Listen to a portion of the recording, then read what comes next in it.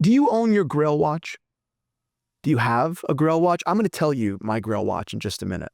Today's episode is sponsored by our friends over at Squarespace. What is a Grail watch?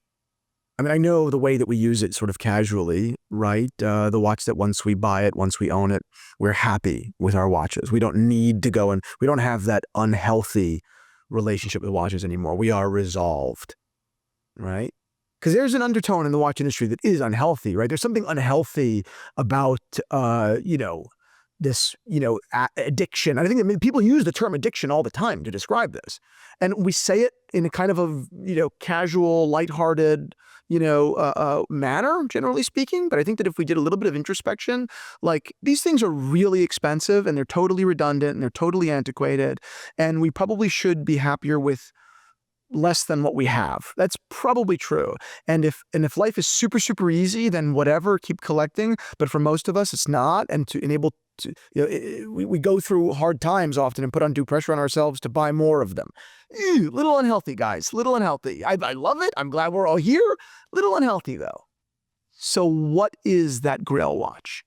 What is a Grail watch? How do we resolve, right, that itch? That unscratchable itch, and is that with a Grail watch? So what is my Grail watch? We'll start the episode there. My Grail watch is a Patek Philippe 5970, released in 2004, I believe. It was the last perpetual calendar chronograph by Patek Philippe to feature a La Mania movement, albeit, of course, modified in-house by Patek Philippe.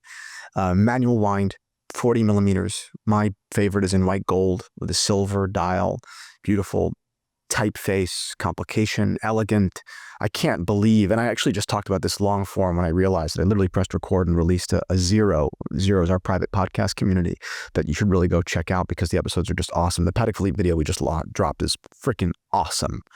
So do that. Go join down below. I really do believe that it's amazing that Terry Stern, who's in charge of Patek Philippe now, the man behind the Cubitus, the man behind those kind of nasty, sort of arrogant remarks that just kind of came out online, was behind this watch. It was the watch that his father tapped him, gave him the opportunity to go make something that would kind of, make him proud, and he did. I think he made it one of the greatest watches of all time. Watch is about $200,000. It's a lot of money.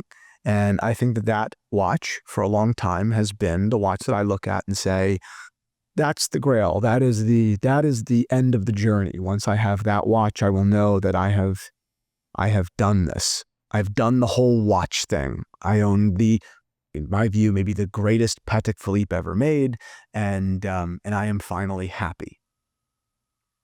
But the 5004 is really nice too.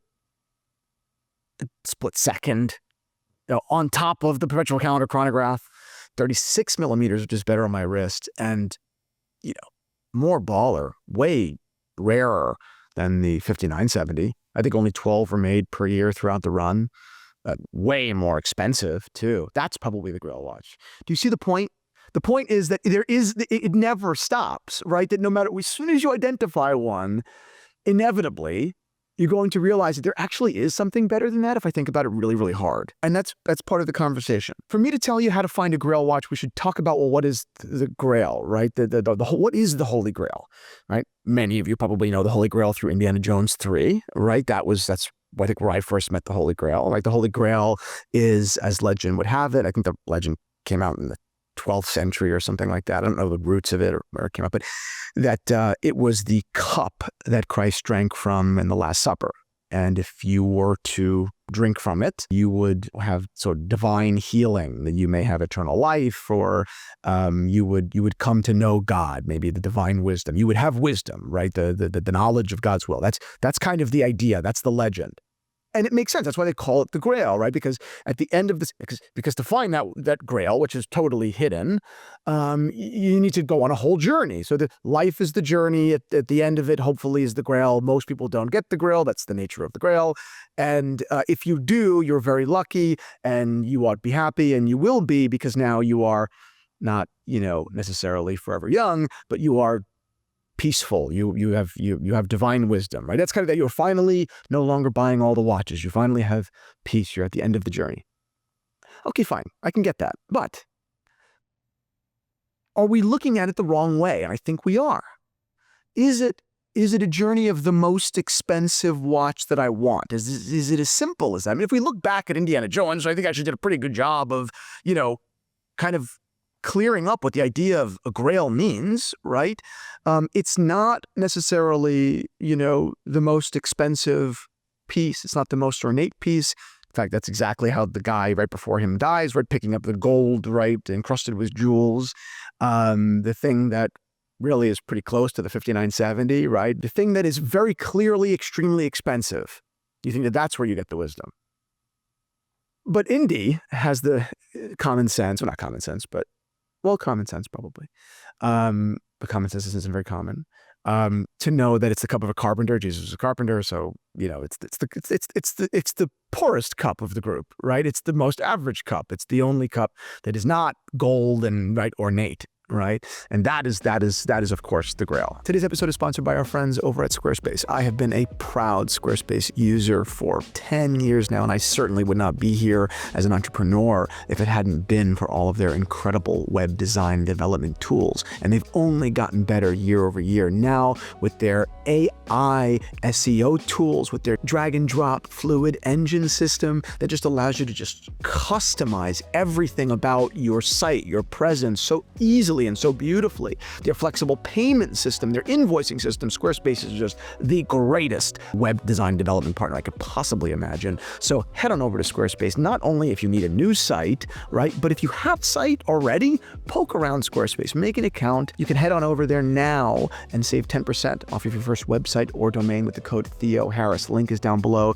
Go become a member of the Squarespace family. Couldn't recommend it more. So if Indiana Jones is right, and I think that Indiana Jones is right, it's a pretty good reading that resolves the idea of the Grail, right, in culture and its origin. I think that actually resolves it pretty well. And we in the watch world have adopted that lore and used it as a really key term in our hobby.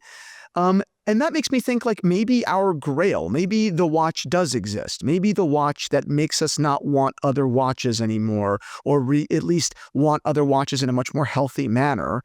Maybe it's a watch we either already have or a watch that we could buy right now, and it's not a matter of money. Maybe it's not that, right? I mean, I feel like I'm very much in that place, which is kind of crazy and arrogant. I know that. But I buy watches, sure, but I don't have this really I don't think I have an unhealthy relationship with it. I know some of my fans do. You guys admit it to me and via email all the time. I mean, I know that Peter, you have a very unhealthy relationship with watches. That's one. But, the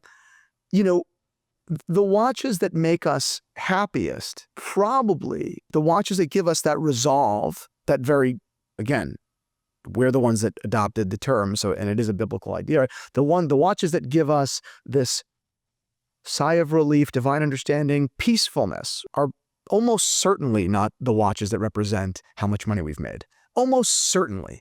They're watches that represent something far more personal and important and true, in a real sense, true, right? I mean, I never want to inherit my dad's GMT, never, obviously, because I don't mean he's dead, because God knows he's not going to give it to me before then. But that's probably within the world of what a Grail is, right? To put on that watch and to know that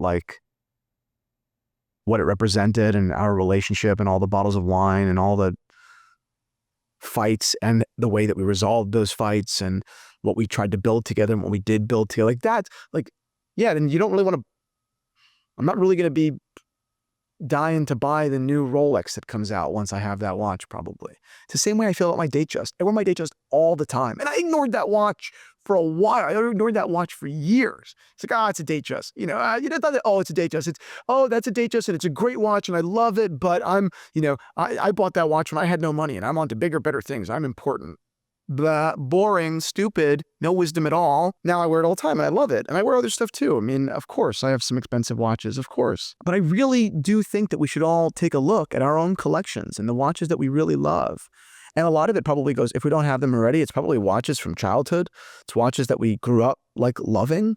Right? It's watches that we grew up. John Mayer talks about it really great. Not that he has divine wisdom, or not that he has figured it out, because I don't think he would claim that he has either. The thing that we, going back to buy when we have the money, the things that we admired as children, Like, that's really an important thing to do that everyone should try to do. And not all those things are expensive. Not all Ferraris and Rolexes, but there's something about that. I heard a quote one time that was, I wish I could go and be the friend to 9-year-old me that I know he needed. Right? Like, that's like, there's something very true about that. And I think that we can kind of do that because, there is a level of resolve that we can find, I think, when we go back and look at them through a material lens as well. I know that this is very, very true in the car community, that people really go back and, buy, older, right, antique cars that mean a lot to them, that have really great meaning. And that for them is their pride and joy. And they don't just own it, they invest a lot of time into it, like a lot of time and energy. Watchers are a little bit more passive, a little bit easier to kind of just collect and be, conspicuous consumers of, because they don't really require anything. They don't require maintenance.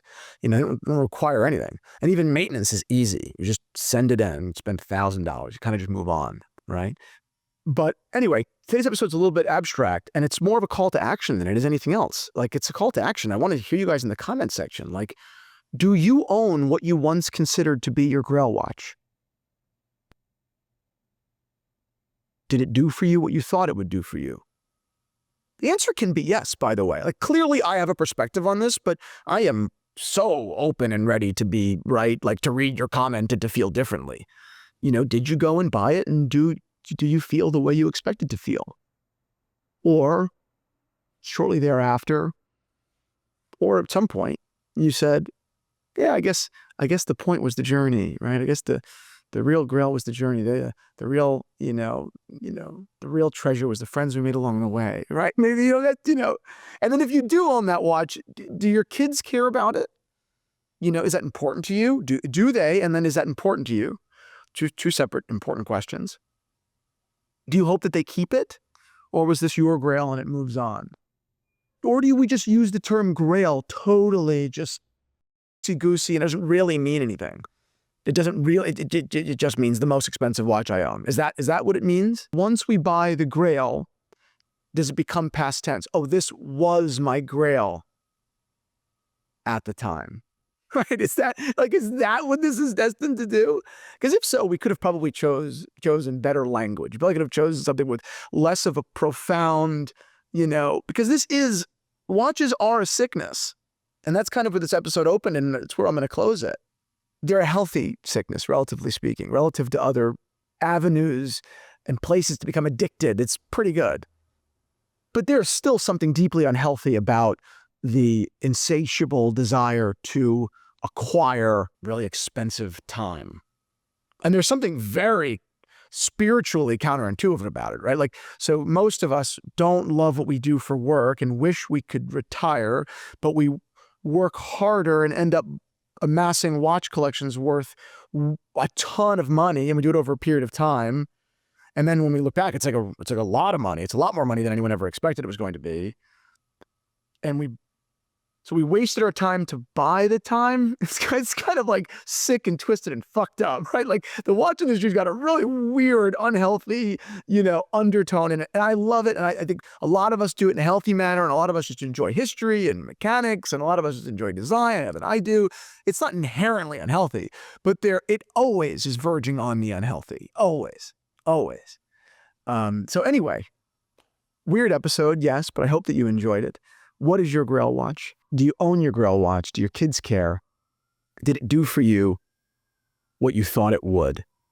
Comment down below. And for that Patek episode, go subscribe to The Zero because it's really fucking awesome.